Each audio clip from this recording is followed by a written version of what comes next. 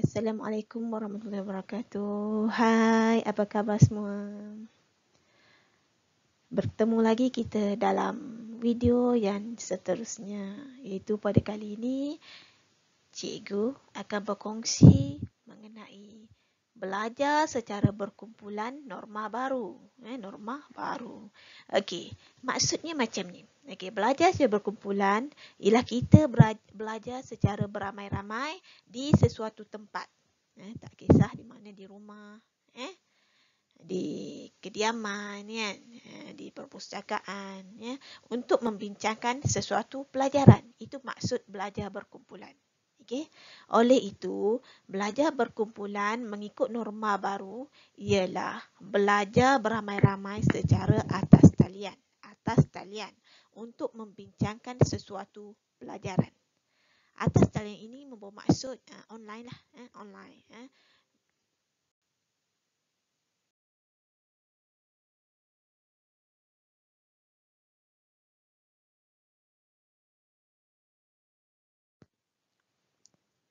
Ahli kelompok yang sesuai adalah antara 4 hingga 6 orang. Okay. Dalam kaunseling, belajar berkumpulan ini dikenali ataupun dipanggil sebagai kelompok. Maksudnya ahli itu lebih daripada satu orang.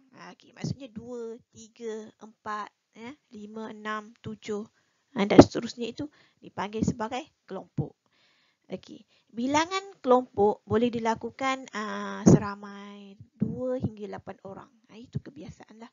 Okey, bergantung kepada topik yang dibincangkan lah. Contoh topik yang dibincangkan adalah mengenai sejarah kemerdekaan Tanah Melayu. Sejarah kemerdekaan. Jadi kita tengok dalam topik sejarah kemerdekaan panjang, sedetail mana, banyak tak isu yang perlu dibuat nota, yang perlu dibentangkan. Jadi jika banyak, okey, maka ahlinya perlulah sesuai dengan isu tersebut. Okey. Kenapa kita katakan perlu sesuai dengan bilangan ahli dan topik? Okey, sebabnya jika dalam kelompok itu cuma 2 orang kelompok, 2 orang ahli kelompok itu terlalu kecil, dan boleh menyebabkan rasa bosan. Contoh, bincang pasal sejarah kemerdekaan. Kalau 2 orang saja, jadi bosanlah. Okay, manakala jika ahli kelompok melebihi 8 orang, ianya tidak begitu sesuai. 8 orang ni terlalu ramai dan berkemungkinan boleh mengganggu situasi ataupun perjalanan kelompok tersebut. Ahli kelompok boleh dipilih dari kalangan sahabat baik, rakan sekelas, bukan sahabat baik, yang berlainan kaum, sanggup berusaha demi sama-sama memajukan ahli kelompok, bertolak ansur dan juga bersedia menerima pendapat orang lain, mempunyai matlamat yang sama dan juga menepati masa. Itu antara ciri-ciri pemilihan lah. Okay. Sahabat baik ni kita pilih mungkin disebabkan oleh senang bertemu, senang berurusan, senang berkongsi idea dan lain-lain. Jika rakan sekelas pun sama juga. Biasa rakan sekelas ni kita lebih kenal lah. Sudah pun kita menjalin ukhuwah dengan mereka. Jadi tak banyaklah perkara yang kita belum kenal. Jadi mudah untuk membuat pemilihan ahli kelompok. Bukan sahabat baik pun boleh. Bukan sahabat baik pun boleh. Kita boleh cari rakan-rakan yang bukan kelas kita ataupun satu taman tapi sama kelas, kan, sama tahun, sama umur, boleh dipilih jugalah. Okey, yang berlainan kaum ni maksudnya berlainan kaum, contohnya di dalam sekolah kita tu ada yang bangsa Melayu, Cina, India, kan. Jadi kita boleh juga melalui berlainan kaum lah. Yang utama dalam pemilihan ahli kelompok ni, ahli-ahli kelompok yang pilih perlulah sanggup berusaha.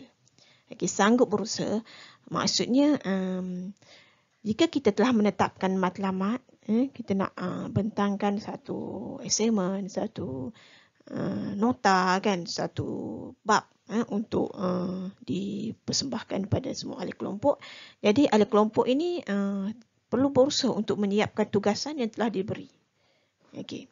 Selain itu ahli kelompok ini bertanggungjawab dengan mempunyai sifat tolak ansur dan juga bersedia menerima pendapat orang lain.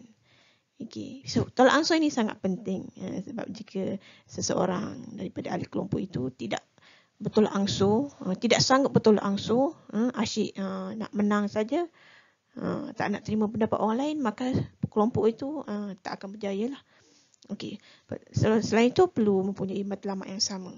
Okay. Ahli kelompok perlu mempunyai matlamat yang sama, di mana matlamat kelompok itu perlu ditetapkanlah di awal-awal pembinaan kelompok. Contoh matlamatnya, ahli kelompok itu kelompok ini perlu bertegas terhadap masa. Masa contohnya perbincangan dalam talian diadakan pada jam 9 pagi. Jadi ahli kelompok itu perlu berusaha dengan gigih, bangun seawal mungkin, siapkan tempat untuk berada di atas talian, dan sebaik-baiknya 15 minit awal sudah bersedia. Jadi matlamat ini adalah untuk menjayakan kelompok tadi. Contoh, untuk menyiapkan tugasan. Jadi matlamat tersebut akan berjaya lah jika kita sudah setting awal.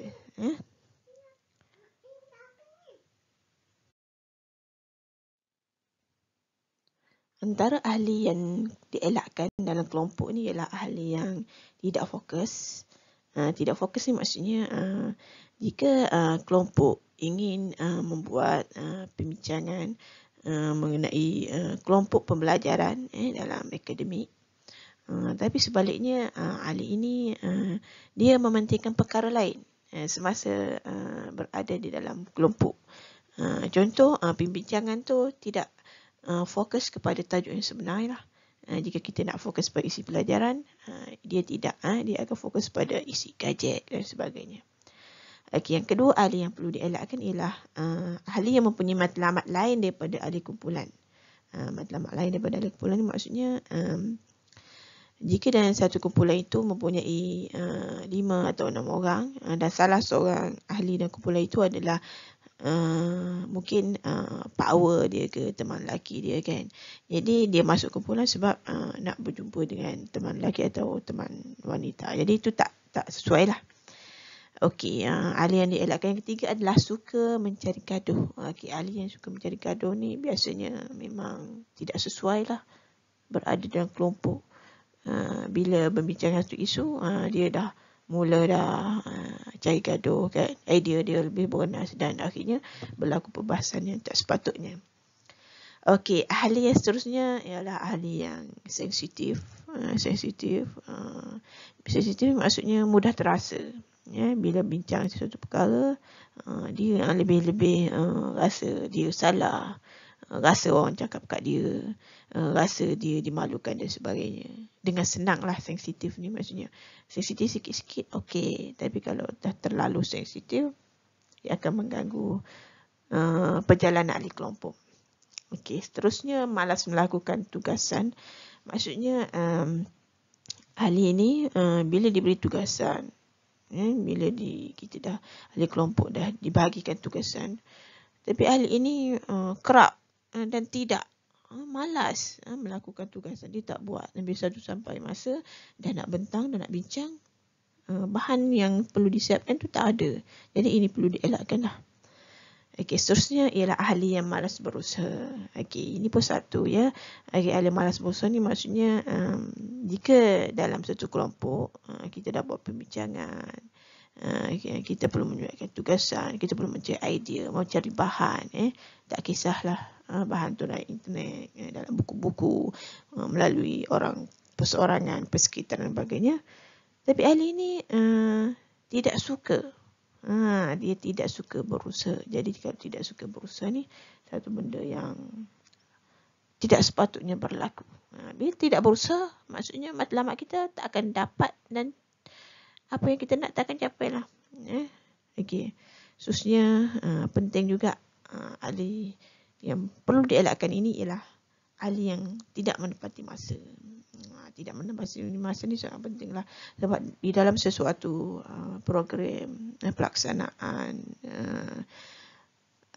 sesuatu yang kita nak capai, ianya memerlukan masa. Dan masa itu perlu ditepati lah.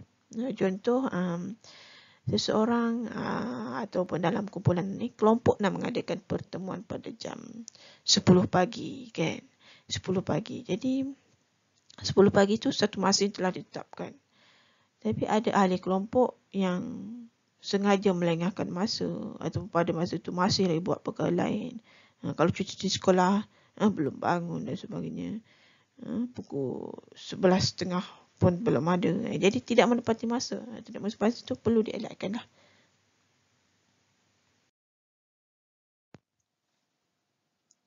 Okay, pelaksanaan belajar berkumpulan norma baru ni, dia perlu menitik beratkan perkara-perkara yang akan cikgu sebut ni lah. Okey, yang pertama, kena pilih tarikh yang sesuai. Okey, pilih tarikh yang sesuai, di mana tarikh ni cukup penting lah. Okey, kita tengok jika dalam kelompok kita tu ada 4 orang ahli kelompok, jadi bincang tarikh mana yang sesuai, tarikh mana yang free, kan? Okey, yang kedua masa dan jaga masa. Masa juga penting. Okey, kita bincang. Kita nak berapa lama tempoh masa. Okey, kita nak masa bila. Kita nak masa bila. Okey, contoh kita buat waktu petang. Okey, lepas Zohor pukul 2 sehingga pukul 3, 1 jam. Okey, jangka masa. Jangka masa maksudnya tempoh lah.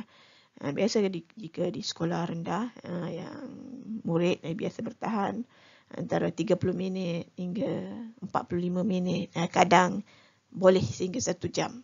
Tapi bila dah 1 jam tu biasa anak-anak murid cikgu yang berada di sekolah rendah, dia dah mula dah tak boleh fokus, kan, lebih daripada 1 jam. Jika sekolah menengah, dia boleh lebihkanlah daripada 45 minit sehinggalah kepada 1.5 jam.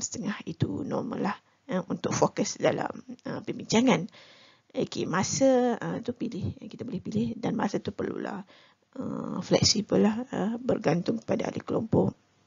Okey, medium yang digunakan dalam pelaksanaan belajar dalam talian ni banyak sebenarnya. Kita boleh guna Google Meet, Zoom, kan, Zoom, WhatsApp pun boleh. Kadang sekarang ni WhatsApp boleh sampai 5-6 orang, kan. Banyaklah bergantung kepada kesesuaian yang kita perlu gunalah. Okey, dalam membuat pelaksanaan ataupun melaksanakan belajar berkumpulan ini, kita perlu lantik kelompok itu perlu lantik seorang ketua. Seorang ketua perlu dilantik, memang kena wajib. Perlu sangat lantik seorang ketua, di mana ketua ini peranan dia, tugas dia adalah menjaga ahli ini. Okey, lantik seorang ketua. Ketua yang dilantik perlu bertegas, perlu memiliki watak kepimpinan yang sepatutnya lah, dan persetujuan ahli, kan. Ada 6 orang, semua ahli setuju, 5 orang setuju untuk melantik Siti sebagai ketua, macam tu. Jadi kita lantiklah Siti. Okey. Okey, seterusnya dalam melaksanakan pembelajaran secara talian ni, kita perlu hantar tugasan lah sebelum pelaksanaan belajar secara berkumpulan tersebut. Tugasan ni boleh dihantar melalui email, kan, Telegram, WhatsApp pun boleh, kan. Apa-apa sajalah dalam talian kita boleh hantarlah. Tugasan tu bermaksud, contoh kita dah buat nota, peta minda, kan. Kita dah buat slide video video ringkas, kan, ataupun item-item yang penting lah, draft untuk kita bincang dalam kumpulan tersebut.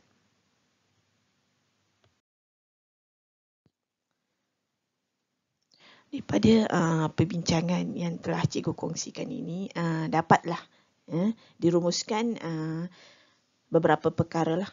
Beberapa perkara yang sangat penting di dalam kelompok kita. Yang pertama sekali, kita kena mengenal pasti sebenarnya maksud di sebalik kelompok itu. Kelompok itu maksudnya secara lebih daripada seorang. Jadi maksudnya bila belajar berkelompok ni, belajar lebih daripada seorang. lebih pada seorang yang memberi manfaat. Norma baharu. Secara norma baharu itu secara atas talian. Atas talian. Kita belajar berkumpulan secara atas talian. Kita kena fahamlah. Okey, itu maksudnya. Okey. Ahli kelompok yang sesuai juga kita perlu tekankan. Kita perlu tekankan. Contoh kita lebih ahli kelompok ini bincang-bincang, dia sukakan antara 3 hingga 4 orang. Okey. 3 hingga 4 orang ni maksudnya kelompok yang kecil tetapi bagi banyak manfaat. Banyak boleh bincang dalam tu. 3 hingga 4 orang. Jadi pilihlah 3 hingga 4 orang. Okey. Seterusnya cara pemilihan tadi kita perlu titik beratkanlah. Okay, cara pemilihan ahli. Siapa ahli yang kita nak pilih, daripada kalangan siapa mana, daripada rakan kelas ke, daripada sahabat baik ke.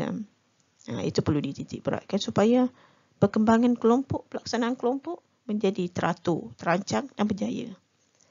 Okey, siapa perlu dielakkan dalam kelompok? Itu pun kena ingat juga.